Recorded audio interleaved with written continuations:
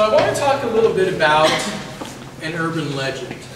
I want to talk about one of the most persistent urban legends of Pocatello High.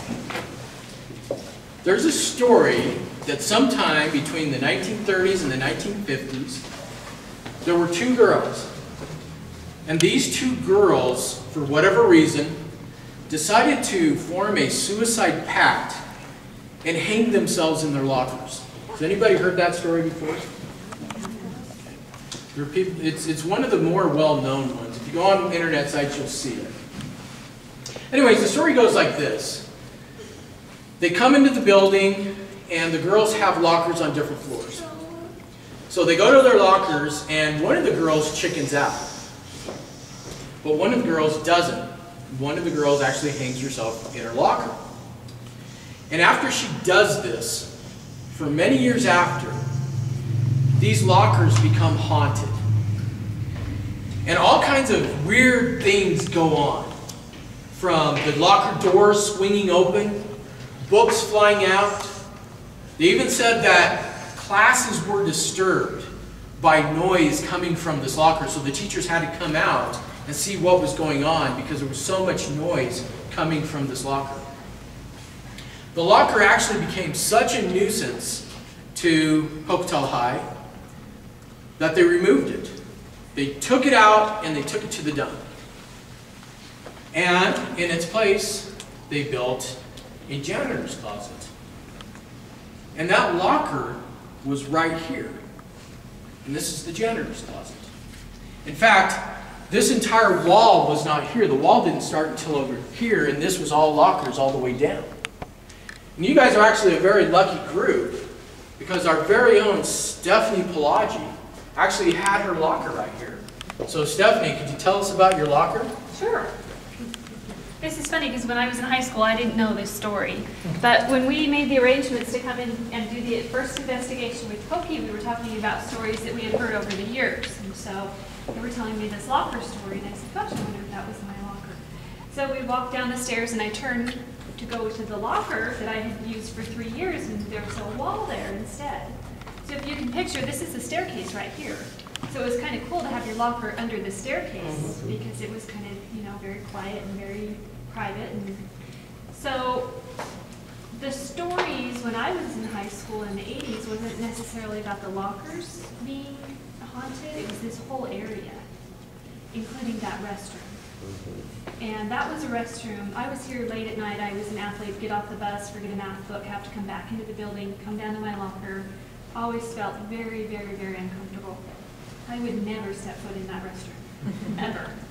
So that's my story. We did learn that the closet itself is not really very big, not very probably useful, and not used very often. Exactly. So when we investigated, like I said, Reed was with us, and he actually opened that for us. And it is not a big closet. It's very small. So if you ask Poky High today, why did you remove the locker? He said, oh, we needed room for the janitors. Well, they didn't do a very good job.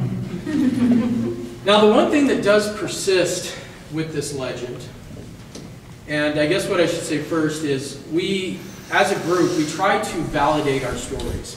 We try to find evidence for, is this real? Is it a story? Is it made up? And for years and years and years, we looked for evidence of this story, and we never found it until last year. Last year, our group, we go to different speaking events, and we went to this big public event, and we were speaking, and we were doing some different things, when a lady came up to us at the event, and she said, oh, by the way, have you ever heard of the girl that hung herself in her locker at Poky? And we said, oh, yeah. She goes, well, I was there. I went to school with her, and I knew her. And I know the story behind it. I know everything about it. And so what we did, unfortunately, we're at this big event, so we gave her a card and gave her information. We said, please email us. And she didn't email us. So we're trying to track her back down. We have a name for her. We're looking for her. She's a little bit of an older lady, so maybe she didn't have a computer or something. But we're trying to find her. We've also got other people looking through different records, trying to validate this story through death certificates, mortuary records. So if we can ever find evidence that this story really happened, we will probably try to publish it in the Idaho State Journal or something like that. But even today, this story lingers. And what is said to happen today is, as you walk by this area, sometimes you might just get a whiff of a very specific perfume. Because this girl, she always wore a very specific type of perfume. And people say they walk through here and all of a sudden they'll smell it. It'll hit them in the face. And they can smell this perfume. Does anybody smell anything? Well, again, this is our last night. This is Saturday. Well, we did this tour last week too. And my very last group on Saturday night, some of the ladies actually had to make a pit stop, so they went in there. I took the rest of the group around the way, and my guide stayed down here with them. So we're over there, we're talking, and all of a sudden this entire group comes running up the stairs. They come running outside, and they said, when we came out of the bathroom, we were standing right here, and all of a sudden this perfume hit us in the face, and we all smelled it. Now, I didn't know the girls, but I know my tour guide pretty well. She's a pretty stable lady. She's pretty nice.